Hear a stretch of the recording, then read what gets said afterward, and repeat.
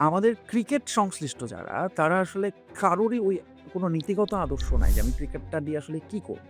Bangladesh cricket বোর্ডের cricket নিয়ে এক্সপেকটেশনটা এত কম কেন? আমরা এরা শুরু হওয়ার আগে পর্যন্ত ফুটবলের খোঁজখবর কয়জন রাখতাম আমরা? রাখি নাই। বিকজ ফুটবল থেকে ওরকম সাফল্য আমাদের ছিল না। আমাদের আসলে কোনো ক্রিকেট ফিলোসফি নাই যেটা আমার কাছে মনে হয়। ক্রিকেট এবং রাজনীতি একে অপরের বন্ধু না শত্রু? আমাদের কোনো ক্রিকেটারের কাছে আমি বলতে শুনি নাই যে ভাই আমি ১০০ টা টেস্ট খেলবো। আমি ৫০ টা সেঞ্চুরি করতে চাই আমার ক্যারিয়ারে। এখন আসলে আমাকে ম্যাচ জিততে হবে। এখন আর ওই হৃদয় জেতাতে আমাদের এই জেনারেশন জেন জি বলেন বা অন্যরা আসলে খুব একটা বিশ্বাসী না। ইফ ইউ উইন মানে রেজাল্ট দেখতে চায়। টি-টোয়েন্টি ক্রিকেটের জন্য কি টেস্ট ক্রিকেটের সৌন্দর্যটা হারিয়ে যাচ্ছে? বাংলাদেশ ক্রিকেট বোর্ড দল দিয়ে দেখে যে সোশ্যাল মিডিয়ায় এটার কি রিঅ্যাকশন হচ্ছে। যদি দেখে যে রিঅ্যাকশনে ওকে কেন নেওয়া হয়েছে এই প্রশ্ন হচ্ছে, ওকে কেন নেওয়া হয়নি, তখন আবার পরের দিন সেটা তারা ঠিক করে আরেকজনকে নিয়ে নেয় সোশ্যাল মিডিয়ার দাবিতে। এই পরিবর্তিত বিশ্বে এখন ধরেন আপনি অস্বীকার করতে পারবেন না ফিক্সিং বা বাজিকরদের দৌরাত্ম্য, এবং ফিক্সিংগুলো এখন খুব নিরীহ ফিক্সিং হয়। কিরকম নিরীহ ফিক্সিং? যে আজকে ওই ক্রিকেটারটা গোলাপি কালারের জুতা পরে নামবে। এই টাইপের ফিক্সিং যেটা একেবারে নিরীহ, হয়তো খেলার ফলাফলে কোনো চেঞ্জ আনছে না। তো বাংলাদেশ যদি রেজাল্ট দিতে পারে, সামনে ম্যাচ জিততে পারে বড় দলের বিপক্ষে, তখন আবার দেখবেন ক্রিকেটের প্রতি প্রত্যাশাটা আবার পাবে, আবার চলে আসবে। আসসালামু আলাইকুম।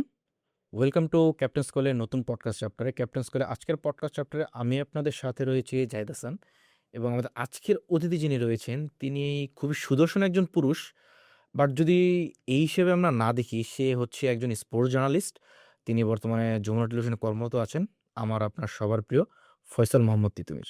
ভাই আসসালামু আলাইকুম, কেমন আছেন? বুঝলাম। প্রথমে জানাই রমজান মোবারক। আ রোজা কেমন যাচ্ছে? রোজা আমার সবসময় ভালো যায়। মানে আই লাভ রোজা। আমরা তো ধরেন ধর্মটা তো আসে জন্ম থেকে, এবং সেটাতে তো আমাদের চয়েস থাকে না। কিন্তু ধরেন আপনার এরপর ধর্মীয় ওই আচার-আচরণ আমরা অনেক সময় পালন করি বা করি না বা করতে পারি না হোয়াটএভার। কিন্তু রোজাটা আমার কাছে মনে হয় মাশাআল্লাহ, আল্লাহর যতগুলো ইবাদত আছে তার মধ্যে একটা সহজতম ইবাদত, না খেয়ে থাকা। এবং এত চমৎকার একটা ব্যবস্থা। তো এখন ধরেন যেটা সত্যি কথা, আমরা অনেক সময় রিলিজিয়াসলি চিন্তা করেও আমরা তো রোজা রাখি অবভিয়াসলি, বাট পাশাপাশি মনে হয় যে হেলথ ওয়াইজ ও মনে হয় এটা একটা ভালো অপশন। আর এখন ওয়ার্লড ওয়াইড এই fasting is very popular. Not necessarily আপনাকে মুসলমান হইতে হবে। সো আমি রোজার মাসটা উপভোগ করি কয়েকটা কারণে। একটা হচ্ছে রাত জেগে খেলা দেখা যায়। নরমালি তার সেহরির পর আগের ভাইয়া কথা আমরা ঘুমাই না। বিশেষ করে ফুটবলটা। ফুটবলটা অবভিয়াসলি। সো যেটা হয় নরমালি খেলা না থাকলে কোনো না কোনো সিরিজ দেখছি, মুভি দেখছি Netflix এ। কিন্তু আমরা একদম সেহরি করে ঘুমাই। সকালে কোনো কাজ থাকলে একটু প্যারা হয়ে যায়। আদারওয়াইজ লেট করে ওঠা হয়। সারাদিন এরপর মানে আর এখন বোঝা যায় না আসলে কোন দিক দিয়ে চলে যায় ইফতারের, এবং ইফতারের মানে আই লাভ ইফতার। আয়োজনটা খুব খুবই ভালো ভালো। লাগে। ধরেন আমি হয়তো ইফতারে খুব সামান্য খাবো, বাট সিরিয়াসলি এই জায়গাটায় আপনারা আমি জানি না কি বলবেন, বাট আমার অনেক আয়োজন দেখতে ভাল লাগে। ইফতার অনেক আছে টেবিলে, ঠিক আছে আমি সীমিত খাইলাম। বাট স্টিল মনে হয় যে ২-৩ রকমের শরবত, হ্যাঁ? যদি ৪-৫ পদের ফল। একটু আরকি, হ্যাঁ, ভ্যারিয়াস আইটেম থাকলে ইফতারটা একটা মানসিক তৃপ্তি দেয়, এবং ইফতারের পরে আবার ধরেন একদম আবার সেহরিতে খাই আমি নরমালি। সো আ এই সময়টাই আমার খুব ভাল লাগে। আমার খাওয়ার সাইকেল, ঘুমের বা একটা রুটিনের মধ্যে চলে আসে। যদিও এটা আসলে আইডিয়াল রুটিন না। বাট স্টিল আমার যেহেতু লেট নাইট নিউজ থাকে। আজকেও আমার রাত ধরেন ২ টার দিকে নিউজ শেষ হবে। বাসায় যেতে ২:৩০, ফ্রেশ হইতে হয়তো ৫ টায় তো শেষ হয়। কিন্তু ৩ টা বা ৪ টার মধ্যে খেয়ে-দেয়ে আ যেটা হয় যে নামাজ পড়ে ঘুম। হ্যাঁ, জি, কিন্তু যেটা হয় যে ধরেন এই সময়টা চাইলে আমি ধরেন এই সময়টাও কাজে লাগাতে পারি। হয়তো পিসিতে বসে কোনো কাজ করলাম, কোনো খেলা থাকলে খেলা দেখলাম, কোনো মুভি দেখতে রেখে গেছি সেটা শেষ করলাম। সেহরি করতে বাইরে যাচ্ছি, প্রচুর বাইরে সেহরি করা হয়। খাওয়া আসলে আমার বাইরে অনেক বেশি খাওয়া হয়, এবং আমার ভালোই লাগে বাইরে খাইতে। আমি জানি না রেস্টুরেন্টের খাবার আনহাইজেনিক ব্লা, ব্লা আমরা বলি, বাট আমার স্ট্রিট ফুড হান্ট করতে ভাল লাগে, বাইরের খাবার খাইতে ভাল লাগে। সো সব মিলে রোজাটা আমার কাছে মনে হয় একটা ব্লেসিং। খুব ভালো। ১ মাস কম মনে হয়, আরেকটু বেশি হলে ভালো হইতো। আচ্ছা। ভাই আপনার সাংবাদিকতা জীবনের শুরুটা একটু ছোট্ট করে শুনতে চাই। একটু ছোট্ট করে আসলে এটা বলা যাবে না। একটু বড় করেই বুঝতে হবে। শিওর। বিকজ আমাদের আসলে আমার পার্সোনালি একেবারেই গ্রামে বেড়ে ওঠা তো। গ্রাম মানে একেবারে সত্যিকার অর্থে গ্রাম। যে গ্রাম হয়তো আপনারা অনেকেই আমরা এখন বা আমাদের দেখি না, পাওয়া যায় না। সো আমাদের গ্রামে কিরকম গ্রাম? ইলেকট্রিসিটি ছিল না। আমাদের গ্রামে রাস্তাঘাট ছিল না। বর্ষার মধ্যে মোটামুটি হাঁটু পর্যন্ত কাদার মধ্যে দিয়ে স্কুলে যাইতাম। গ্রীষ্মের সময় সাইকেলে করে যাইতাম। অন্য সময় নৌকাতেও যাচ্ছি। ভ্যান ইউজ করছি। হারিকেনের আলো দিয়ে পড়ছি। দেন ধরেন একটা সময় কলেজে বগুড়া, মানে আমি শহরে আসলাম। বগুড়াতে আমার বাড়ি। দেন সেখান থেকে আমার ঢাকায় আসাই হচ্ছে ফার্স্ট ঢাকা ইউনিভার্সিটি ভর্তি পরীক্ষা দেবার জন্য, এবং আমার তখন ঢাকায় আসা। ঢাকায় এসেই যেটা আমার যেটা রিয়ালাইজেশন হয়েছে সবসময়, যেহেতু আমরা মধ্যবিত্ত পরিবার থেকে উঠে আসি, যে আমরা আসলে পরিবারের উপর চাপটা কমাতে চাই বাবা-মার উপর। ফলে নিজের কিছু করতে হবে, নিজের পায়ে দাঁড়াতে হবে। ক্যারিয়ার ডেভেলপ করা। এক্সাক্টলি, এবং পাশাপাশি ধরেন আমি সব রকম এক্সট্রা কারিকুলার অ্যাক্টিভিটিস এর সঙ্গে কানেক্টেড থাকতাম। এটা আমি কলেজ থেকে বা স্কুল থেকেই। সেটা রেড ক্রিসেন্ট হোক, কলেজের বিভিন্ন ফাংশন হোক, স্কুলের যেকোনো ধরনের ক্লাবের সাথে। যেকোনো ধরনের ক্লাব, ডিবেটিং, তারপর ধরুন আমি থিয়েটার করছি, পলিটিক্স এর সঙ্গে ইনভলভ হচ্ছি। যখন যেটা ইন্টারন্যাশনাল ধরেন এই যে এখন যেরকম আমরা জানি ইরান যুদ্ধ নিয়ে অনেক রকম আলোচনা হচ্ছে। আমাদের ওই সময় ধরেন আ এরকম যেকোনো ইন্টারন্যাশনাল ইস্যুতে আমরা রাস্তায় নামছি, আন্দোলন করছি। ২০০৭-৮ এ ছাত্র আন্দোলন দেখছি, ৩ টা গভর্নমেন্ট দেখছি। সবকিছু মিলে অনেক কিছু হ্যাপেনিং ছিল আমাদের ওই স্টুডেন্ট লাইফটা। এই জায়গায় বোধহয় আমি এই কথাটাই একটু বলতে চাই যে আমাকে যদি কেউ কোনো কিছু বলে যে, "তুমি কি চাও?" তোমাকে যদি একটা কিছু অপশন দেয়, আমি বলব যে, "আমি আবার ইউনিভার্সিটির ওই লাইফটা ফেরত চাই ৫ টা বছর।" দ্যাট ওয়াজ মাই গোল্ডেন ইয়ার আসলে আমাদের মনে হয় অনেকেরই। তো যেটা হতো যে আমি আসলে যেকোনো জায়গায় আমি তখন সিভি ড্রপ করতাম।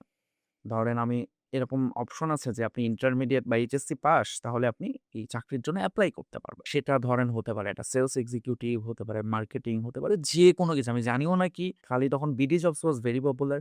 প্রোফাইল ক্রিয়েট করা ছিল, কিছু আসলেই এপ্লাই করছি এবং আমি নানান কিছু করতাম। টিউশনি করার চেষ্টা করছি কিন্তু আমার টিউশনিটা ব্যাটে বলে হয় নাই খুব একটা। ফলে অন্যান্য ছোটখাটো এটা সেটা পার্ট টাইম ঈদের ছুটিতে বাড়িতে গেছি হয়তো কোনো অ্যাসাইনমেন্ট নিয়ে গেছি যে ৫০০, ১,০০০, ৳১৫০০ পাইছি। বাহ! এবং এইগুলো হচ্ছে অনেক বেশি বা মোটিভেট করত। এই করতে, করতে আমি তখন ইউনিভার্সিটির 3rd ইয়ারের সময় আমার সাংবাদিকতা আসলে যাত্রাটা শুরু হয়। খুবই ইন্টারেস্টিংলি আমি তখন বসুন্ধরা শপিং কমপ্লেক্স যেটা কারওয়ান বাজারে, সেখানে একদিন ফ্রেন্ডরা মিলে তখন তো বসুন্ধরা ওয়াজ লাইক আ ঢাকা শহরের একটা টপ রেটেড মানে আপনাকে মানে যাইতেই খুব হবে এরকম প্রিমিয়াম একটা একটা ব্যাপার। জিনিস। তো এরকম গেছি। হঠাৎ করে দেখি একটা বসুন্ধরার কোনো একটা ফ্লোরে একটা জায়গায় একটা অডিশনের মতো হচ্ছে। লোকজন লাইন দিয়ে দাঁড়ায় আছে। রেডিও ট্যুরের একটা স্টিকার দেখলাম। রেডিও তখন ভেরি পপুলার। তো আমি লাইনের পেছনে দাঁড়াইলাম। গেলাম, ভিতরে ঢুকাইলো। একটা এরকম মাইক্রোফোন এখানে বসায় দিল। বলল, "এটা একটা স্ক্রিপ্ট দিল, এটা পড়েন।" আমি পড়লাম। জাস্ট খুবই randomly আমি ওখানে বন্ধুদের সঙ্গে যাই হাঁটতে, হাঁটতে আড্ডা দিতে, দিতে একটা অডিশন দিয়ে চলে গেছি। অডিশন দিয়ে চলে গেছি রেডিও ট্যুরে তখন আসলে ওরা আর্জেন্টই ছিল। তখন ওখানে ডাক পেলাম। রেডিও ট্যুরে আমার ট্রেনিং শুরু হলো। রেডিও টুদের সঙ্গে আমি অলমোস্ট কাজ স্টার্ট করে দিছি। অ্যাট দ্য সেম টাইম তখন 'প্রথম আলোতে' বড় করে একটা বিজ্ঞাপন আসলো যে নতুন একটা টেলিভিশন আসতেছে বাংলাদেশে স্যাটেলাইট টিভি 'সময় টেলিভিশন।' ওইটাতে হচ্ছে ওইটাতেও আমি দেখলাম যে আচ্ছা আমি সিভি দিতে পারবো। ইউনিভার্সিটি পড়বো হলেই এপ্লাই করা যাবে। সো আই এপ্লাইড রিপোর্টার হিসেবে। তখন আমার রেডিও টুদের ট্রেনিং চলছে। আর 'সময় টিভিতে' আমি একটা, একটা করে ইন্টারভিউ দিচ্ছি। ১ম এ রিটেন, ভাইভা, ক্যামেরা টেস্ট নানান রকম পরীক্ষা হচ্ছে। এদিকে আমি রেগুলার রেডিও টুতে যাচ্ছি। সাথে, সাথে আমি যেহেতু আগেই বললাম যে অনেক মাল্টিপল ওয়ার্ক করতে ভালোবাসতাম। সো একটা ডেইলি আ উইকলি একটা ম্যাগাজিন ছিল তখন। নিউ নেশনের সাপ্তাহিক বলে। সাপ্তাহিক কিছু একটা I forgot তো সেইটাতে হচ্ছে আমি তখন একটু কন্ট্রিবিউট করতাম। লিখালেখি করতাম। কালচার নিয়ে, থিয়েটার নিয়ে যেহেতু আমি তখন থিয়েটারেও কাজ করছি সমানে। এর মধ্যে আমার তখন আসলে একটা সময় আমার হাতে এরকম অপশন আসলো যে আমি রেডিও না টিভি যেকোনো যেকোনো একটা একটা চুজ করতে হবে। এখন obviously টিভিটা মনে হইছে মোর গ্ল্যামারাস। সো টিভিতে আমি জয়েন করি। অ্যান্ড এটা হচ্ছে ২০১০ সালে। তখন আমার ইউনিভার্সিটি ফাইনাল ইয়ার উঠি নাই আমি এখনো। সেই সময় আসলে I started মানে 3rd ইয়ারটা জাস্ট এবং জাস্ট শেষ একেবারেই করছেন। আমি কিন্তু সাংবাদিকতা ঢুকছি জাস্ট চাকরি করার জন্য। আমি যে সাংবাদিক হবো, টিভিতে চেহারা দেখাবো, মানুষজন চিনবে, এগুলো তখন কিছু মাথাতেই নাই। আমি ভাই একটা চাকরি করতেছি, মাস শেষে কত? এত টাকা বেতন। কাজটা খুব ইনোভেটিভ, ইন্টারেস্টিং। অফিস ওয়ার্ক না। মানে আপনি দৌড়াচ্ছেন, হাতে একটা ক্যামেরা, বুম আছে, ভালোই লাগে। সো এই জাস্ট খুবই randomly আমি কাজ করা শুরু করি। তারপর ওখান থেকে ধরেন একটা সময় পরে যেটা হলো যে টিভিতে তো আপনি কাজ করতে হলে আপনাকে কোনো না কোনো বিট বেছে নিতে হয়। হুম, আপনি কিসে কাজ করবেন? পলিটিক্স এ না ক্রাইম এ নাকি একটা এরকম? সাবজেক্ট। তো আমি দেখলাম প্রথমত আমি জার্নালিজম ব্যাকগ্রাউন্ড না, আমার সাবজেক্ট ছিল অন্য।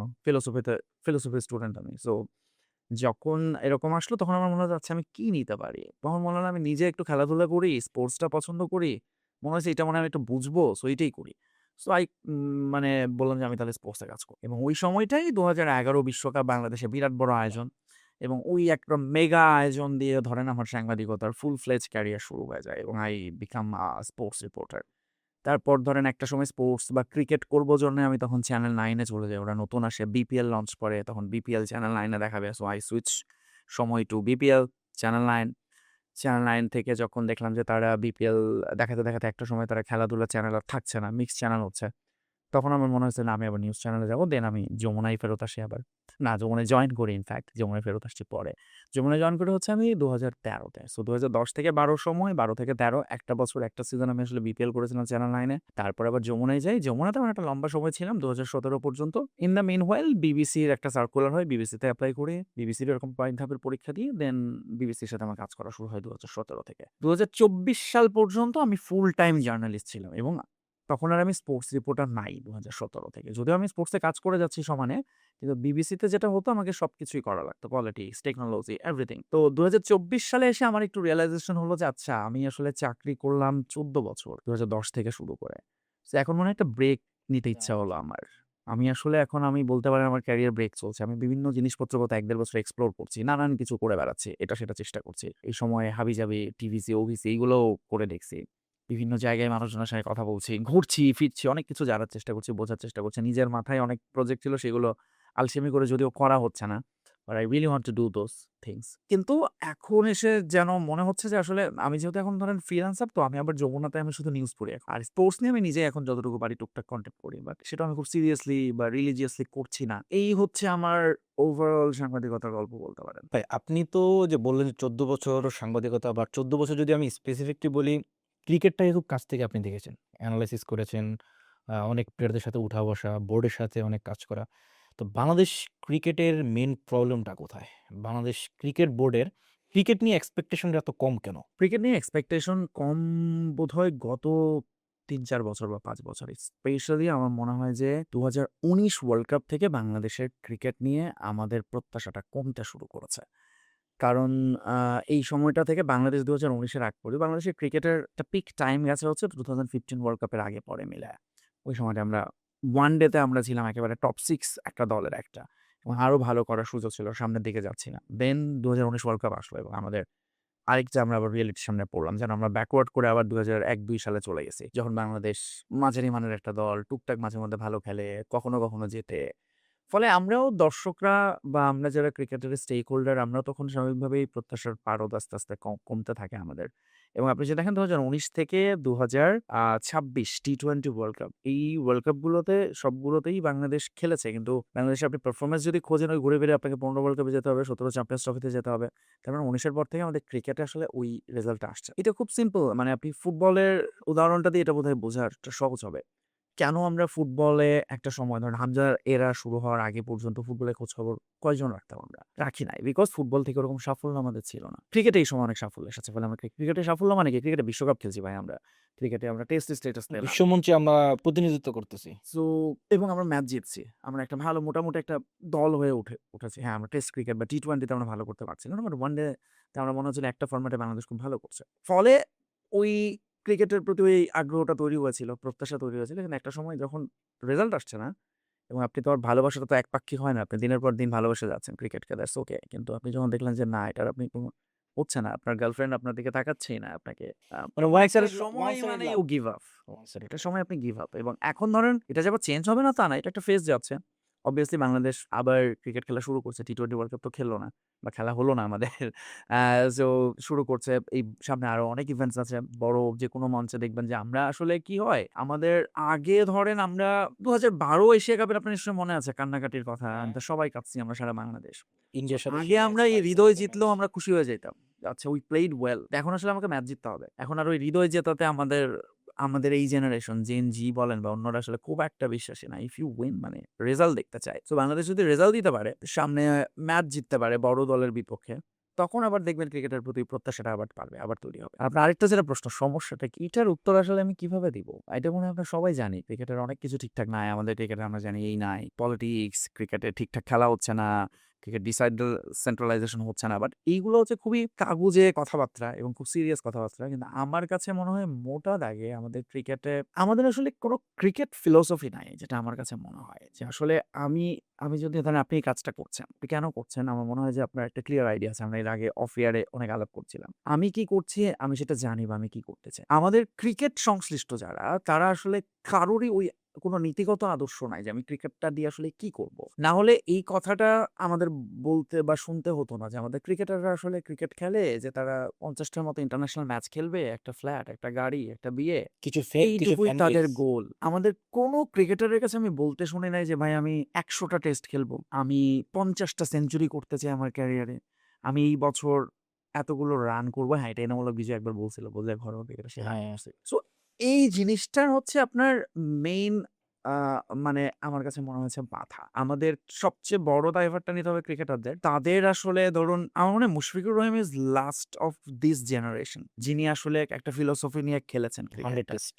তিনি জানতেন আসলে তিনি কি করতে চান। এবং অফ কোর্স আপনি তার সাথে ধরতে হবে আপনার সাকিব আল হাসান, আমাদের যে পঞ্চপান্ডবের হয়তো তাদের শেষ দিকটা এসে অনেক রকম বিতর্ক যুক্ত হয়েছে। এলোমেলো হয়ে গেল। কিন্তু তারা ধরুন তাদের একটা বড় সময় তারা আমাদের ক্রিকেটটাকে টেনেছেন এবং তারা সেটা খুব অনেস্টলি টেনেছেন বলে আমি মনে করি। এখন আমাদের যেটা সমস্যার জায়গায় যদি আসি, ক্রিকেটারদের কথা তো বললাম। সো তারা আসলে ক্রিকেটটাকে ওইভাবে আমার কাছে এখনো মনে হয় জিম্বাবুয়ের ক্রিকেটাররা, আফগান ক্রিকেটাররা যেভাবে অন করে, আমি হয়তো ক্রিকেটারদের খুব ঢালাওভাবে বলছি, একটু হার্শ শোনাবে। বাট এটা আমার কাছে আসলে এই দীর্ঘদিন আপনি যেহেতু বললেন ১৪-১৫ বছর দেখতে, দেখতে এটাই মনে হয়েছে। ফ্যাক্ট এবং রিয়েলিটি। এইভাবে তারা অন করে না। গেল ক্রিকেটারদের কথা। এবার আসেন এই ক্রিকেটটা যারা চালাবে, ক্রিকেটারদের যারা চালাবে, বোল্ড। তারাও খুব বেশি এই রিসেন্ট টাইমে তো দেখছি পপুলিস্ট হইতে পছন্দ করে, পপুলার হইতে পছন্দ করে।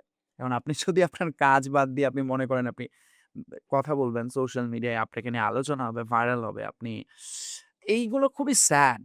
আমাদের দেশের এই যে ২৪-২৫ জন পরিচালক, এদেরকে নিয়ে যত আলাপ হয়, সারা বাকি ক্রিকেট দুনিয়ার সব মিলেও আপনি এতজন পরিচালককে আপনি খুঁজে পাবেন না। সর্বোচ্চ সিইও কথা বলে, হেড কোচ। সর্বোচ্চ না আমি কর্মকর্তাদের কথা বলছি।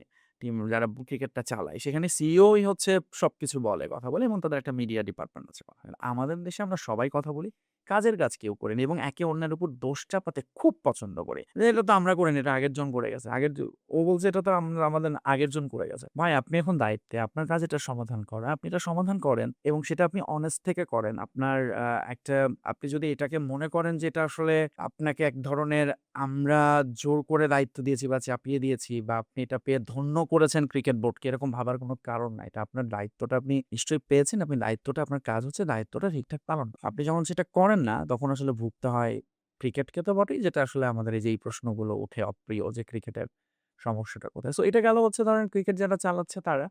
পাশাপাশি ওই তাদের সঙ্গে রিলেটেড হচ্ছে আমাদের কোচিং স্টাফ, ম্যানেজমেন্ট। তারাও আসলে কতটুকু ক্রিকেটারদের মোটিভেট করতে পারে এবং সেই প্রশ্নটা আমাদের সবসময় থাকে। এবং একটা খুব সিম্পল একটা যদি জিনিস বলি, আমরা ধরেন ওয়ার্ল্ড কাপের সময় যেটা হয়, আপনি যদি কোনো একটা ওয়ার্ল্ড কাপ কভার করেন তখন সবগুলো দলকে একসাথে দেখার সুযোগ হয়। ইভেন এশিয়া কাপেও। এই ধরনের মাল্টি ন্যাশনাল টুর্নামেন্টে আপনি সবগুলো দলকে যখন দেখেন তখন আসলে রিয়ালাইজ হয় বাংলাদেশের সমস্যাটা কোথায়। অন্যান্য দলের মানে একদম অ্যাপিয়ারেন্স থেকে শুরু করে হাঁটা, বাসে টিম বাস, মাঠে নামা, প্র্যাকটিস করা, ম্যাচ শেষে ফেরত যাওয়া। আর বাংলাদেশেরটা দেখলে ঠিক মেলে না। কোন জায়গায় যেন মনে হয় আমাদের কি যেন নাই, কি যেন নাই। অন্যান্য দেশের প্র্যাকটিস যখন আমি দেখি এবং যখন বাংলাদেশের প্র্যাকটিস দেখি মনে হয় যে বাংলাদেশের এই প্র্যাকটিস ধরেন ১০ বছর আগে মনে হয় আমি যা দেখছি এখনো একই দেখতেছি।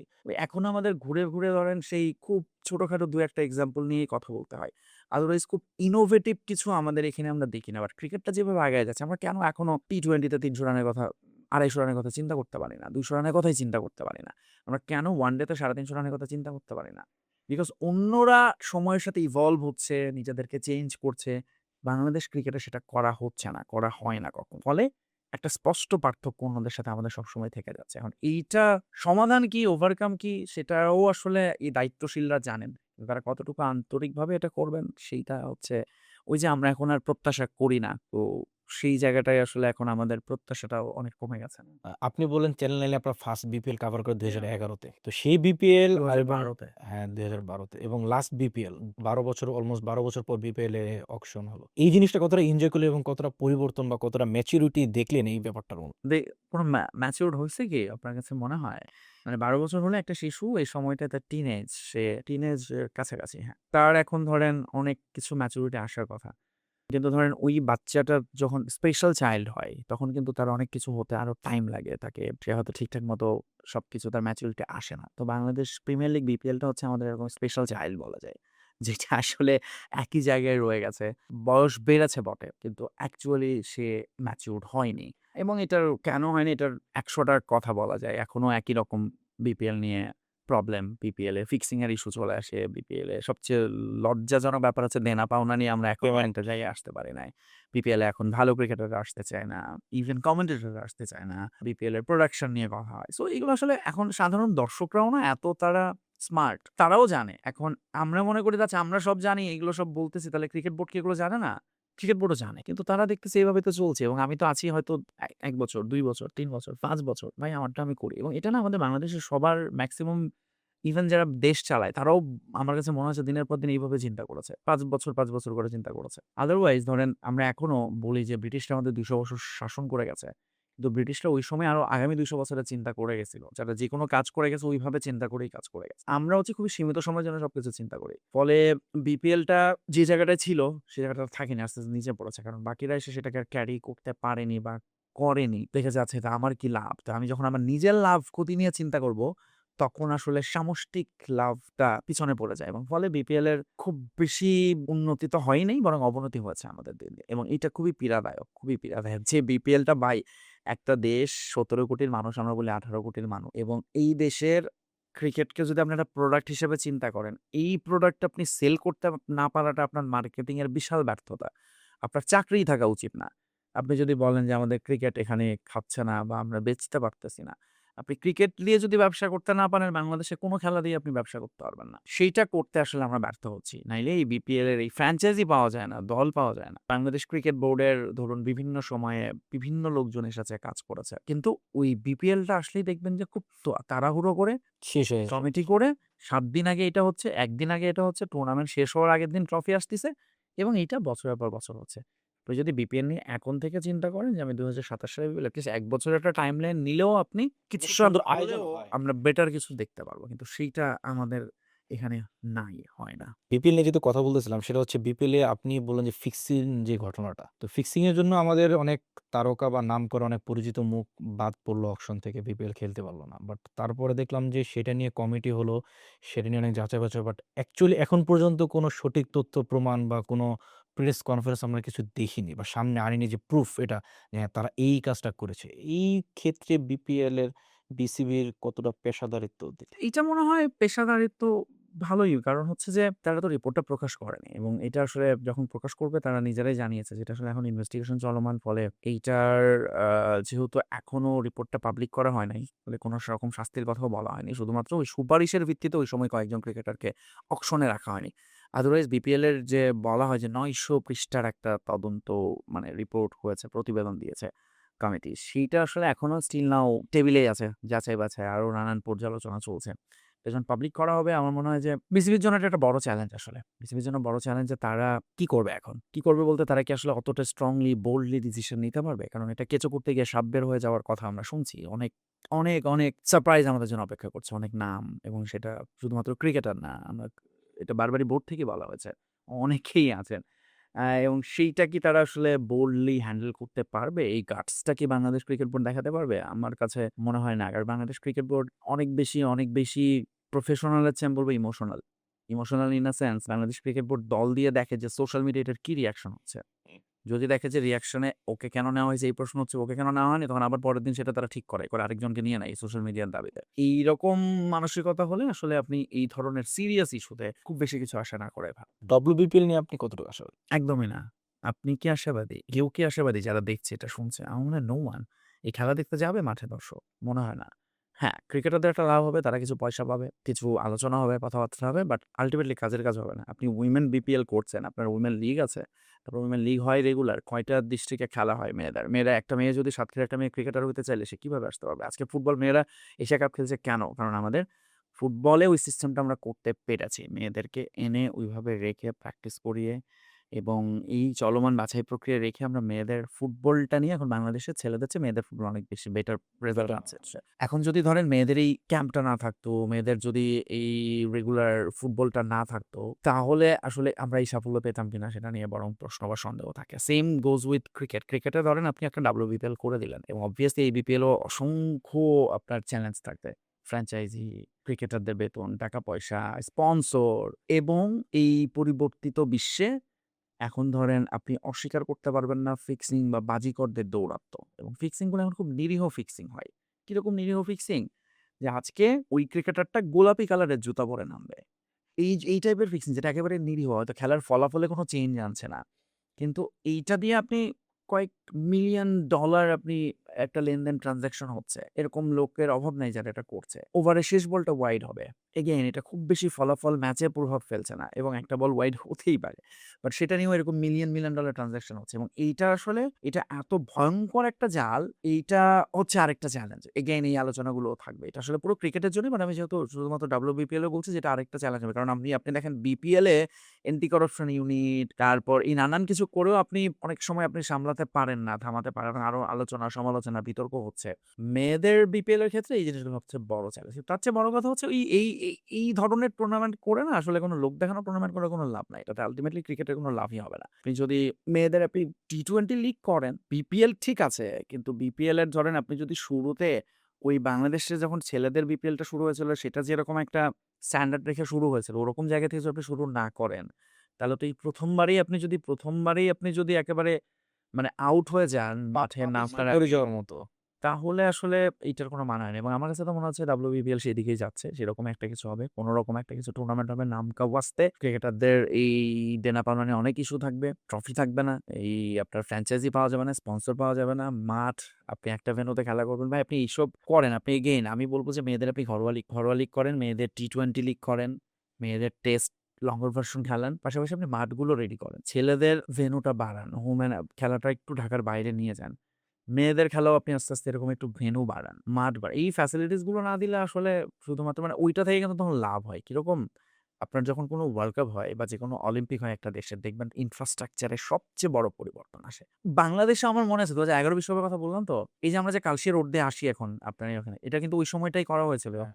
করেছিল। তো এই বিষয়গুলো হচ্ছে যে ইনফ্রাস্ট্রাকচারের জন্য খুব ইম্পোর্টেন্ট যে আপনি একটা এমন কিছু করবেন যেটা আপনাকে আগামী আরো ৫০ বছর সুফল দেবে। আপনি একটা BPL হয়তো ১৫ দিনের টুর্নামেন্ট, ১ মাসের টুর্নামেন্ট। কিন্তু সেটা শেষ হয়ে গেল তার মানে এই না।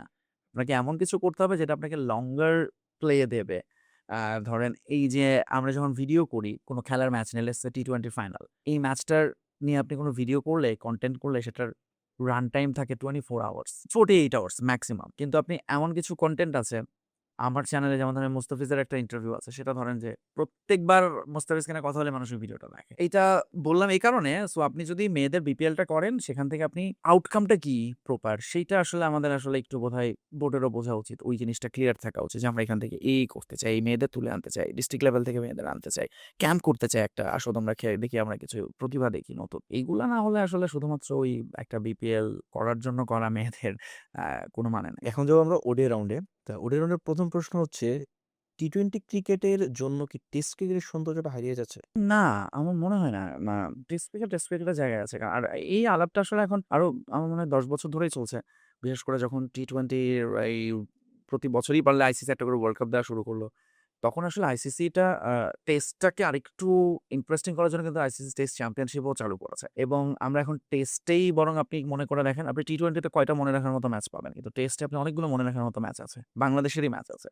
বাংলাদেশ অনেক ম্যাচ জিতেছে কিন্তু ওই ঘুরে ফিরে মনে হবে পাকিস্তানের সঙ্গে জয় বা নিউজিল্যান্ডের সঙ্গে জয়। ইংল্যান্ডের সাথে সে জয়। Very, very special. টেস্ট আসলে টেস্টের জায়গায় আছে, বরং আরো বেশি আকর্ষণীয় হয়েছে T20 র কারণে। কিরকম? T20 র কারণেই বাজবল বলে একটা জিনিস এসেছে এবং এইটা কিন্তু টেস্টের প্রতি আমাদের নতুনভাবে আমার মনে হয় সবারই একদম নড়েচড়ে বসে আছে। আরে বাবা, এর আবার কি জিনিস? ৩ দিনে টেস্ট খেলা শেষ হয়ে যাচ্ছে। ৪০০-৫০০ রান তারা করছে।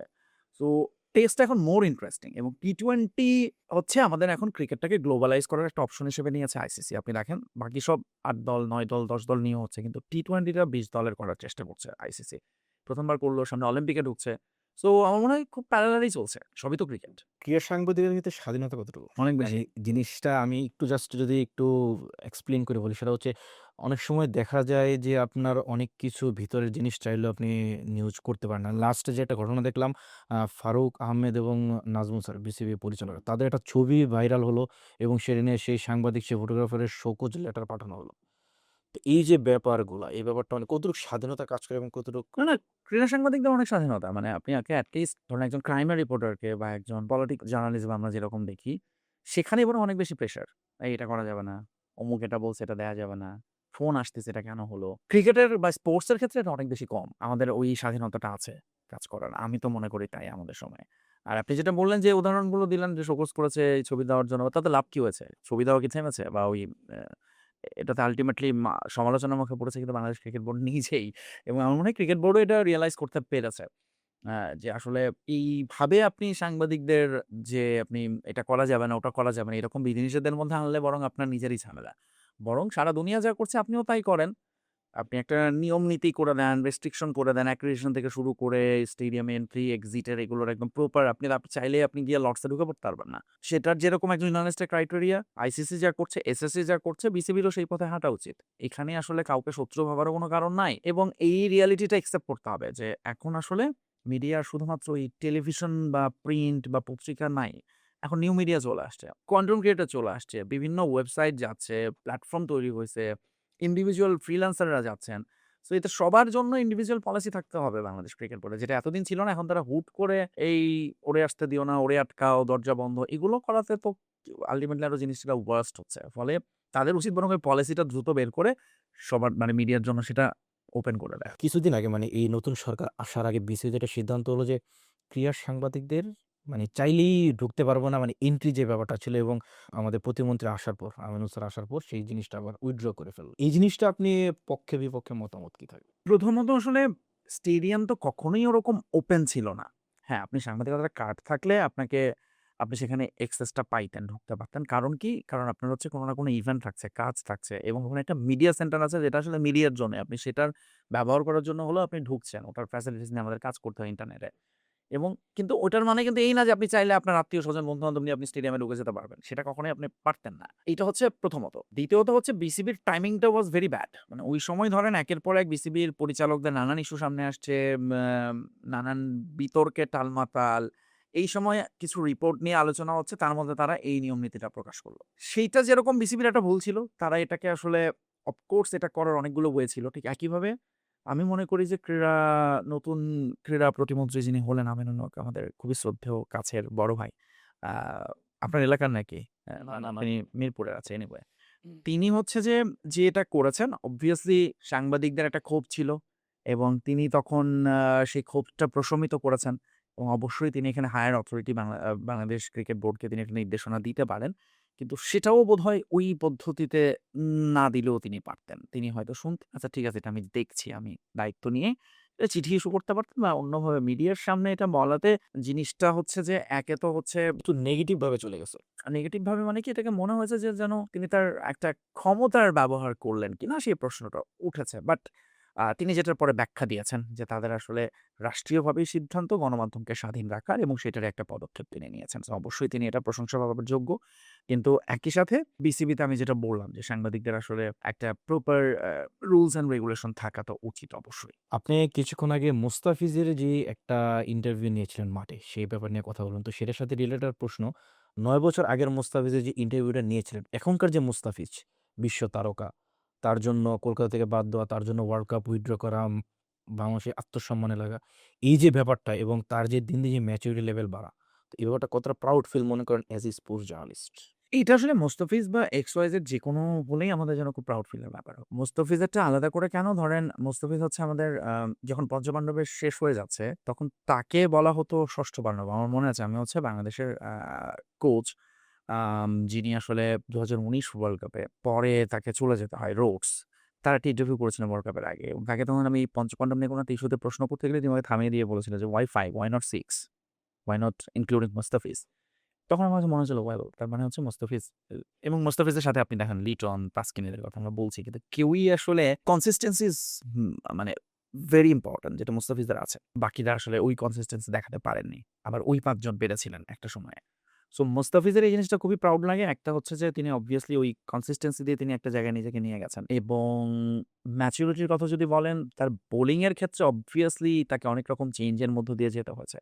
গতি কমে গেছে, অ্যাকশনে পরিবর্তন এসেছে, ইনজুরির সঙ্গে লড়তে হয়েছে। কাটার, স্লোয়ার এগুলো নিয়ে তাকে প্রতিনিয়ত কাজ করতে হয়। কিন্তু অ্যাজ আ পারসন মোস্তাফিজের মধ্যে খুব বেশি চেঞ্জ আসেনি।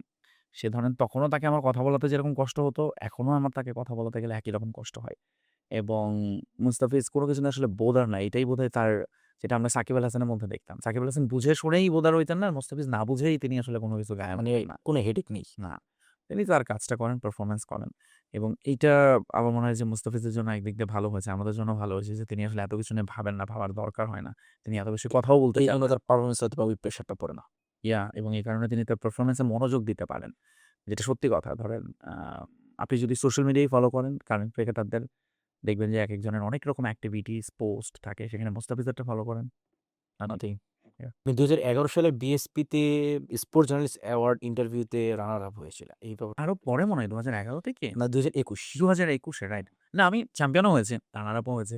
অনেকগুলো ট্রফি আছে আমার বিএসপি এর। সো বিএসপি এর আমি হচ্ছে এখন বাংলাদেশ স্পোর্টস প্রেস অ্যাসোসিয়েশন যেটা, বিএসপি এর আমি হচ্ছে এখন কারেন্ট জয়েন্ট সেক্রেটারি এবং আমি নিজে এটার সঙ্গে অনেক বছর ধরে কাজ করছি। এবং এটা হচ্ছে সাংবাদিকদের আমার কাছে মনে হচ্ছে বাংলাদেশের ক্রীড়া সাংবাদিকদের প্রপার প্লাটফর্ম। কারণ আপনি যদি এখন ফিফার অ্যাক্রেডিটেশন ও নিতে যান, তাহলে আপনাকে বিএসপি এর একটা মাধ্যম দিয়ে যেতে হয়। মাধ্যম দিয়ে যেতে হয়। সো বিএসপি যেহেতু internationally affiliated, international recognized organization, সেখানে ওই সময় আসলে অনেক কাজ করা হতো। সত্যি কথা বলি, ধরেন যেবার আমি ওই যে রানা সাহেবের কথা আপনি বললেন, ধরেন ওই বছর আমার এত রিপোর্ট ছিল, সারা বছর কাজ করতাম এবং তখন কাজ করতে খুব ভাল লাগতো মাঠে এবং তখন খেলা নিয়েই কাজ করতাম কিন্তু। যে আসলে আমি কোনটা জমা দিব, কোনটা রেখে কোনটা, সবগুলোই খুব ভালো রিপোর্ট নিয়ে কাজ এবং শেষ পর্যন্ত ধরেন একটাতে হয়তো ওয়েবসাইটটা probably that was an interview of Aminul Islam বুলবুলের বেস্ট ইন্টারভিউ এর একটা অ্যাওয়ার্ড ছিল এটা। ওই সময় ওটা ছিল আমার তার সঙ্গে ২য় ইন্টারভিউ। ১ম ইন্টারভিউ করেছিলাম আমি যখন সাউথ কোরিয়ায় গিয়েছিলাম ইনচন গেমস কভার করতে। তিনি তখন আইসিসির প্রতিনিধি হিসেবে ওখানে এসেছিলেন। পরের ইন্টারভিউ তিনি অস্ট্রেলিয়া থেকে এটা আমার সঙ্গে জুমে দিয়েছিলেন। এইটা obviously এটা একটা রিকগনিশন আপনাকে আসলে হেল্প করে। আপনাকে মোটিভেট করে যে কোনো এইটা তো একটা ভালো লাগারই বিষয় obviously এবং আমার এখন মনে হয় যে এই যে আপনার এই কথার পরে মনে হচ্ছে আমি এখন মিস করছি আমার রিপোর্টিং এর সময়টা, রিপোর্টিং এর দিনগুলা। দ্যাটস দ্য মানে রিয়াল জার্নালিজম করে। আপনি যখন মাঠে যাবেন, কথা বলবেন, কাছ থেকে দেখবেন। আপনি না এই ঘরে বসে কনটেন্ট বানাইতে পারেন, ভিউ পাবেন অনেক। কিন্তু ওই চার্মটা আপনি পাবেন না এই যেটা আপনি ফিলটা ঘরে আসে না। ফিলটা আসে না। ক্রিকেট এবং রাজনীতি একে অপরের বন্ধু না শত্রু? না, বন্ধু হওয়ার কোনো প্রশ্নই আসে না। শত্রু ঠিক আমি বলব না, বরং একটা আরেকটাকে হেল্প করে, হেল্প করতে পারে। এখন আপনি কিভাবে ব্যবহার করছেন তার উপর। আমাদের একটা সময় আমার মনে আছে যেটা মানে ক্রিকেটকে আপনি তুলনা করা হয় আফিমের সাথে। আফিম মানে হচ্ছে একটা নেশার মতো। সো ক্রিকেটটা হচ্ছে একটা নেশা এবং আপনি দেখবেন বাংলাদেশে আমাদের তো একটা ছোট দেশ কিন্তু অনেক ঘটনাবহুল দেশ। প্রতিনিয়তই আগুন লাগছে, এই অ্যাক্সিডেন্টেই মারা যাচ্ছে, এই পলিটিক্যাল গ্যাঞ্জাম, সরকার পরিবর্তন হচ্ছে। কিন্তু ধরেন এই সমস্ত বড় ঘটনার মধ্যে একটা বাংলাদেশের খেলা, ছোট্ট একটা খেলা। আফগানিস্তানের সঙ্গে বাংলাদেশ ম্যাচটা জিতছে। আপনি এবার যান সোশ্যাল মিডিয়ায়, খবরে সব কোনো জায়গায় কিছু সব আড়ালে পড়ে গেছে এই বাংলাদেশের খেলা নিয়ে। এই ম্যাচে কে উইকেট পাইলো, কে ক্যাচ ধরলো, কে কে কেমন ম্যান অফ দ্য খেললো, ম্যাচ হলো? ম্যান অফ দ্য ম্যাচ এটা নিয়ে এবং আমরা ১৭ কোটি মানুষ, আমরা প্রত্যেকের নিজস্ব ভিউ আছে। না ওকে দলে রাখা ঠিক হয় না, এই কোচ ভালো না, আমরা বলতে পারি। যে যার এবং মতো এটা নিয়ে কমেন্ট আমরা পাস মেতে করতেছে। যাচ্ছি। এবং একটা হচ্ছে আমাদেরকে একটা কমন শেয়ারিং টপিক ক্রিকেট, যেটাতে হয়তো আপনি আমরা অন্যান্য যে টপিকগুলো বললাম, যুদ্ধ, রাজনীতি, অ্যাক্সিডেন্ট, সেগুলোতে কিন্তু সবার সমান ইন্টারেস্ট গ্রো করে না। কিন্তু ক্রিকেটে সবার সমান ইন্টারেস্ট আছে। একসাথে জেগে ওঠার মতো। ফলে এইটাকে আপনি রাজনীতির ক্ষেত্রে ব্যবহার করা যায় বা করেছেও হয়তো। আমরা অনেক সময়ই দেখেছি যে কিভাবে স্পোর্টস ক্রিকেটটাকে সামনে দিয়ে সেখানে ধরেন সরকারি প্রচারণার ক্ষেত্র হিসেবে আপনি ব্যবহার করতে পারেন বা কিভাবে এটাকে আপনি পলিটিক্যালি ইউজ করতে পারেন অ্যাজ এ টুল ক্রিকেট। এবার আসেন আপনি ক্রিকেটের আপনি ওইটা তো আপনি করলেন রাজনীতিটাকে বা মানে আপনি রাজনৈতিক পজিটিভলি ইউজ স্বার্থ করা। হাসিল করলেন। এবার আপনি পজিটিভলি ইউজ করতে পারেন যে হ্যাঁ, পলিটিক্যাল ইমপ্যাক্ট দিয়ে আপনি ক্রিকেটটাকে যদি কোনো রাস্তাচ্যুত হয় সেটাকে আপনি ঠিক পথে আনতে পারেন এবং সেইটা বরং ২ জন সো এটা আসলে একটা টু ওয়ে। ক্রিকেট থেকে যেরকম রাজনীতি অনেক কিছু পাচ্ছে, আমার মনে হয় রাজনীতিরও ক্রিকেটকে অনেক কিছু দেয়ার আছে। কিরকম দেয়ার আছে? প্রথমত হচ্ছে রাজনৈতিক হস্তক্ষেপ না করাটাই হচ্ছে একটা বড় দেয়া ক্রিকেটে। যে আমি বা আমরা কোন রকম রাজনৈতিক হস্তক্ষেপ করব না। ক্রিকেট একটা আইসিসির এটা মানে একটা নিয়মের মধ্যেই পড়ে যে আপনাকে এটা স্বায়ত্তশাসিত রাজনীতি প্রভাবমুক্ত হতে হবে। তো সেই জিনিসটা এনশিওর করা হচ্ছে নাম্বার 1 ক্রিকেটটাকে। সেটা যদি আপনি করতে পারেন তাহলে আপনার অনেক কাজ সহজ হয়ে গেল। প্রপার ক্রিকেটীয় লোকজনই এখানে কাজ করবে। এবং এটার জন্য ওই ধরেন যে সরকারি নানান সুপারিশ বা ধরুন মানে রাজনীতির যেন কোনো প্রভাব না থাকে সেটাই আমার মনে হয় যে আইডিয়াল হওয়া উচিত। বাট স্টিল কিছু জায়গায় তো আপনার হেল্প লাগবে এবং তখন যেন সেটা পজিটিভ লাগে। আচ্ছা মাঠ করতে হবে। এখন মাঠগুলো সব এনএসসির আন্ডারে। ক্রিকেট বোর্ডে যখন মাঠ লাগে তখন তাদেরকে ওই পলিটিক্যাল লোকজনের কাছে যেতে হবে, মন্ত্রীর কাছে যেতে হবে বা ক্রীড়া পরিষদে যেতে হবে। তো এইভাবে হচ্ছে হেল্পিং হ্যান্ড হতে পারে একজন আরেকজনের এবং সেটাই হওয়া উচিত। শত্রু আসলে হওয়া উচিত না। যদিও আমরা এখন দেখি যে ওভারঅল ওয়ার্ল্ড ক্রিকেট চিন্তা করলে রাজনীতিটা আসলে আমাদের ক্রিকেটের জন্য এখন আমি বলব যে ভিলেন। ভিলেন হয়ে দাঁড়িয়েছে। এখন হলো লাস্ট টি-20 রাউন্ডে। টি-20 প্রথম প্রশ্ন হচ্ছে একটু আগে যেটা বললেন যে ষষ্ঠ পাণ্ডব। সেখান থেকে ধরি নেক্সট পঞ্চপাণ্ডব কোন ৫ জন হবে আপনার চোখে? এই প্রশ্নটা নিয়ে কিন্তু অনেকেই আপত্তি করবে। কারণ ক্রিকেটে এই পাণ্ডব শব্দটা নিয়ে বেশ বিতর্ক হয়েছে। বিতর্ক হয়েছে মানে হচ্ছে অনেকেই এটা পছন্দ করেন না। ক্রিকেটে আসলে সবাই তো সমান এখানে আলাদা করে। বাট আপনি হ্যাঁ বলতে পারেন বিগেস্ট স্টার কারা? আমার মনে হয় যে মোস্তাফিজকে নিয়ে আলাপ হয়েছে, লিটন এরা তো আছেই চোখের সামনে। আম তানজিদ তামিম যদিও আমার মনে হয় still a long way to go. বাকিদের আসলে প্রত্যেকেরই। আপনি এখন কারোরই আসলে নাম বলে দেখা যাবে যে আপনাকে হতাশ হতে হবে অথবা তার উপর প্রেশার দিয়ে দেওয়া হবে। তো ঐরকম ভাবে আমরা কাউকে বলতে পারি না। দেখছি না আমি এখন পর্যন্ত। হ্যাঁ, আন্ডার-19 থেকে অনেকে উঠে আসছে, ভালো করছে। ঘরোয়া ক্রিকেটে অনেকে ভালো করছে। বাট স্টিল একেবারে ওয়ার্ল্ড ক্রিকেট ডমিনেট করার মতো ক্রিকেটার আমাদের আসলে ওই মুস্তাফিজের পরে লিটন কুমার দাসের মধ্যে কিছুটা ছিল। এগেইন এবং সাথে পারফরম্যান্স তাসকিনের নামটা কনসিস্টেন্ট এড না। করা যায়। তাসকিনও এখন পারফরম্যান্স ওয়াইজ আমার মনে হয় না যে তাকেও এখন আপনি ওই জায়গাটায় রাখতে পারেন। ছিল, এখন না, এই মুহূর্তে না। এছাড়া নাহিদ রানা আরেকটা আমাদের বিগ থিং ছিল তার পেসের জন্য। তাকে নিয়েও আসলে আমাদের অনেক করার আছে অনেক কিছু। এই নামগুলো আপাতত মাথায় আসছে। এর বাইরে স্পিনের চিন্তা করো রিশাদ তো already he is big thing. So আমার মনে হয় মুস্তাফিজের পরে আমরা রিয়েল স্টার পেয়েছি বিগ স্টার আসলে রিশাদ। আপনার চোখে বাংলাদেশ এশিয়া কাপ জিতবে কত সালে? এশিয়া কাপটা হবে কবে? কারণ এশিয়া কাপ এখন খুব অনিশ্চিত হয়ে গেছে। ইন্ডিয়া পাকিস্তানের এই ইস্যুতে এবং বাংলাদেশের এই ওয়ার্ল্ড কাপ না খেলাতে এশিয়া কাপ নিয়ে এখন শঙ্কা এবং এশিয়া কাপে বাংলাদেশ জিততে পারে যে হয়তো নেক্সট টুর্নামেন্টে। কারণ এখন এশিয়া কাপের ফরম্যাটটাও চেঞ্জ হয়। কখনো ওয়ান ডে হচ্ছে, কখনো টি-20 হচ্ছে এবং বাংলাদেশের তো আসলে যেটা লাগে কয়েকটা ম্যাচ ভালো খেলতে হয় এশিয়া কাপে। টানা ৩ টা বা ৪ টা ম্যাচ ভালো খেললে আপনি চ্যাম্পিয়ন। এবং সেইটা বাংলাদেশ যেকোনো সময় হয়ে যেতে পারে। কিন্তু ওইটা যখনই হবে বাংলাদেশ, আমার মনে হয় না সেটা একটা প্রপার প্রসেস দেয়া হবে। হঠাৎ করে হয়ে যাবে। একটা ফ্লুক হবে। দেখা যাবে পরের বার আপনি এশিয়া কাপের ফার্স্ট রাউন্ড থেকে বাদ। সো কারণ হচ্ছে আমরা ওই ঠিকঠাকভাবে আগাচ্ছি না। সেই কারণে এশিয়া কাপ চ্যাম্পিয়ন কবে হবে এটা যদি আমাদের ওই প্রসেসটা ঠিক থাকতো আমি একটা টাইমলাইন বলতে পারতাম যে ৫ বছরের মধ্যে আমরা জিতবো। কিন্তু অ্যাকচুয়ালি আমাদের তো এই প্রসেসটা তো ঠিক নাই। নাহলে ২০১২ সালে আমরা এশিয়া কাপের এত কাছ থেকে গিয়ে এরপর আরো ২-৩ বার ফাইনাল খেলেও আমরা কখনো এশিয়া কাপ জিততে পারি নাই বিকজ অফ দ্যাট প্রসেস। আমাদের ওই কোনো কিছুই আসলে আমাদের ট্রফি জেতার জন্য যা এলিমেন্টস দরকার সবকিছু আমরা দিতে পারিনি বা আমাদের নেই আসলে এলিমেন্টস গুলো। ফলে এই প্রেডিকশনটা করা ডিফিকাল্ট। কারণ হচ্ছে আমাদের তার আগে তার মানে আমাকে এই পেছনের কাজগুলো করতে হবে। যেটা আসলে ধরুন একটা ট্রফি জেতার জন্য, চ্যাম্পিয়ন টিম হওয়ার জন্য, চ্যাম্পিয়ন মানসিকতা হওয়ার জন্য কি লাগে সেইটা আমার মনে হয় ক্রিকেট সংশ্লিষ্টরা জানেন। তারা যদি সেগুলো এনশিওর করতে পারেন তাহলে আমরা হোপ করতে পারি। কিন্তু আমি আবারও বলছি এশিয়া কাপ বাংলাদেশ যখন তখন জিততে পারে। নেক্সট সিজনও জিততে পারে। কিন্তু সাডেন সেটা হবে একটা ফ্লুক। ভবিষ্যৎ পাণ্ডবের কথা বাদই দিলাম। বর্তমানে আমরা যাদের পঞ্চ পাণ্ডব হিসেবে চিনি যে ৫ জন। ইন ফিউচার আজ থেকে ১০ বছর পর, ১৫ বছর পর তারা যদি বিসিবিতে বোর্ডের দায়িত্বে আসে, কাকে কোন রোলে আপনি দেখতে চাইবেন? আমার মনে হয় যে তারা তো অলরেডি রোলের দিকে আচ্ছা আমি কাকে দেখতে যাবো সেটাই বলি সহজ করে। তামিম ইকবাল কমেন্টেটর। আমি তামিম ইকবাল কমেন্টেটর অ্যানালিস্ট হিসেবে দেখতে চাই। আর অন্য কোনো রোলে না। সে খুব ভালো কমেন্টেটর হবে বলে আমার ধারণা। Mushfiqur Rahim coach obviously coach, batting coach বা ফিল্ডিং কোচ বা স্টামিনা এই সমস্ত নিয়ে মুশফিকুর রহিম ডিসিপ্লিন তার কাছ থেকে অনেক কিছু শেখার আছে। মাশরাফি প্রশাসক। ক্রিকেট প্রশাসক হিসেবে আমার মনে হয় তিনি খারাপ করবেন না। Mahmudullah Riyad again coach. Shakib Al Hasan, board president Shakib Al হাসানকে আমি আসলে বিসিবিতে দেখতে চান না? কনফিউজড এই কারণ ওকে আসলে বোঝা খুব মুশকিল। আমি আমার বাকিদের ৪ টা আমাকে ভাবতে নেই। কিন্তু সাকিবকে আসলে কোথায়? মনে হচ্ছে বোর্ড প্রেসিডেন্ট, মনে হচ্ছে কোচ, মনে হচ্ছে মেন্টর মেন্টর, মনে হচ্ছে uh I don't know Shakib Al Hasan is very না ক্রীড়ামন্ত্রী? নাকি ক্রীড়ামন্ত্রী? জানি না এই প্রশ্নটা বরং এটা আমি স্কিপ করে যাই। এটা দর্শকদের জন্য থাকুক। আচ্ছা, তারা কোথায় কি দেখতে ওকে। চাই বলি। আপনি আমিনুল স্যারকে তার এই টোটাল এই সময়কালে তার যেই কাজ, তার যে উদ্যোগ, টোটাল এই তার ব্যক্তিগত পারফরম্যান্স এবং তার সিদ্ধান্তকে ১০ এ কত মার্ক করবেন? যদি আপনি এই মুহূর্তে মার্ক করতে বলেন তাহলে তো আমি মানে তাকে উনি তো হাইলি মার্ক করব। তিনি মাত্রই দায়িত্ব নিয়েছেন। দায়িত্ব নিয়ে তিনি যে ইনিশিয়েটিভ গুলোর মধ্যে সবচেয়ে আলোচিত ইনিশিয়েটিভ হচ্ছে নতুন কুড়িতে স্পোর্টসটাকে অন্তর্ভুক্ত করা এবং সেটা নিয়ে তিনি কাজ করছেন which is very appreciable কারণ আমাদের আসলে ওই প্ল্যাটফর্ম নাই। আমাদের ট্যালেন্ট পুল নাই। হয়তো ক্রিকেটের জন্য আছে, ফুটবলের জন্য আছে, ওভারঅল সব কাবাডি খেলার জন্য আছে, নাই। কিন্তু এইটা হচ্ছে একটা অপরচুনিটি যেটা আমার ভীষণ সাধুবাদ পাওয়ার যোগ্য তিনি। এবং এইটাও যদি তিনি ঠিকঠাক করতে পারেন বাংলাদেশের ক্রিকেট মানে বাংলাদেশের ক্রীড়াঙ্গনই বদলে যাওয়ার একটা সুযোগ আছে। বাংলাদেশের গ্রামের ছেলেরা, জেলা, স্কুল, উপজেলা সব পর্যায়ে আসলে একটা ভালো আলোড়ন তৈরি হতে পারে এটা দিয়ে। তো এটার জন্য আমি তাকে ফুল ক্রেডিট দেব। তিনি আরো যেটা করছেন বিভিন্ন বোর্ড, ফেডারেশনে গুলো নতুন করে সাজানোর একটা চেষ্টা চলছে। অবভিয়াসলি এটা বাংলাদেশে সবসময় হয়। কিন্তু সেটাতেও আমার মনে হয় যে তাকে ওই কোর লোকগুলো চিনতে হবে যে কাদেরকে দিয়ে আসলে কাজ হবে, কারা আসলে কাজের লোক। সেইটা যদি তিনি ঠিকঠাক সিলেক্ট করতে পারেন তো আরো একটা বেশি মার্ক তিনি পাবেন এইটাতে ক্ষেত্রেও। তো এই অল্প সময়ে মনে হয় তিনি দুটোই এইগুলোই তার মেইন কাজ। এর বাইরে আসলে স্টেডিয়াম গুলো নিয়ে কাজ করতে হবে। কারণ আমার মনে হয় যে ক্রীড়া মন্ত্রণালয়ের অধীনে সবচেয়ে বড় জিনিসটাই হচ্ছে স্টেডিয়ামগুলো। 64 জেলার সবগুলো স্টেডিয়াম কিন্তু এনএসসি ন্যাশনাল স্পোর্টস কাউন্সিল এর আন্ডারে, যেটা আল্টিমেটলি ক্রীড়া মন্ত্রণালয়ের অধীনে। সেগুলোর আসলে কি, যেমন তিনি কমলাপুরে গিয়েছেন, দেখেছেন।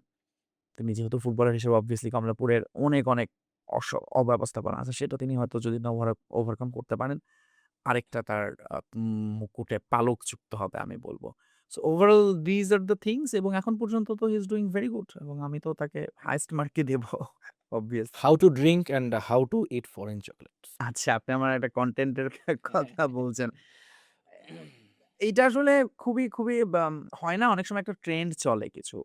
দেখবেন যে একসময় আপনার মনে আছে নিশ্চয়ই ice bucket challenge, rice bucket challenge, এই টাইপের অদ্ভুত ট্রেন্ড থাকে না? তখন কোনো একটা এরকম ট্রেন্ড ছিল, ভিডিও বানাচ্ছিল সবাই খুব সিলি বিষয় নিয়ে। ধরেন এরকম চা খাচ্ছে, কিভাবে চা খাইতে হয় এটার ভিডিও। সে বসে চা, এটাই মানুষ দেখছে অনেক, এবং তখন খুব মজা পাচ্ছে। তখন আমার সঙ্গে ধরুন আমার তখন মনে হলো যে আমার আমার আমা আমার তখন মেয়েটা বড় হচ্ছে, এবং তারও খুব আগ্রহ এইসব নিয়ে, এবং তখন আমার মনে হলো যে আচ্ছা, সো ওই ফান করেই করা, how to drink a juice খাচ্ছিলাম বোধহয়, সেটা নিয়ে একটা ভিডিও আছে। চকোলেট ও খাচ্ছিল, ওর একটা ভিডিও করছিলাম।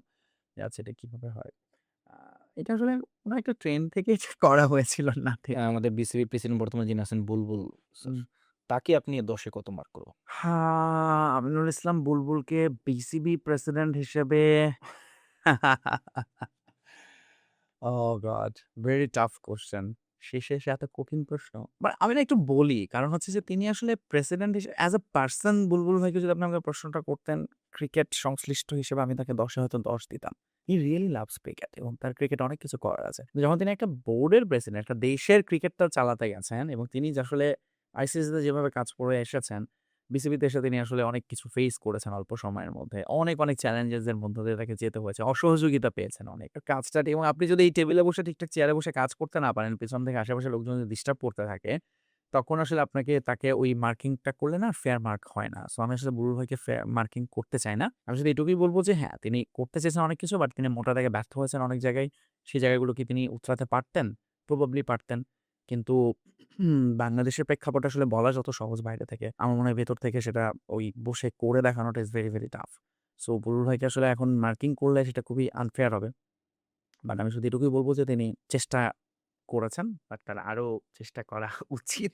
ফাজিল এবং আপনার জন্য আরেকটু সহজ করে দেই। তার চেষ্টাটাকে আপনি ১০ এ কত দিবেন? আত অসংখ্য ধন্যবাদ আমাদের আমন্ত্রণে ক্যাপ্টেন্স কলে পডকাস্ট চ্যাপ্টারে আসার জন্য। আমি আসলে খুবই অনার্ড, এবং আমি আসার আগে মানে বুঝতেছিলাম না কি বলবো, কি নিয়ে কথা বলবো। কিন্তু আসলে ভাল লাগছে আমার নিজেরও। অনেক কথা বলছি। থ্যাংক ইউ, এবং অল দ্য বেস্ট আপনাদের সবার জন্য ক্যাপ্টেন্স কলে। ধন্যবাদ সবাইকে। ইনশাআল্লাহ দেখা হবে পরবর্তী পডকাস্ট চ্যাপ্টারে পরবর্তী কোনো অতিথির সাথে।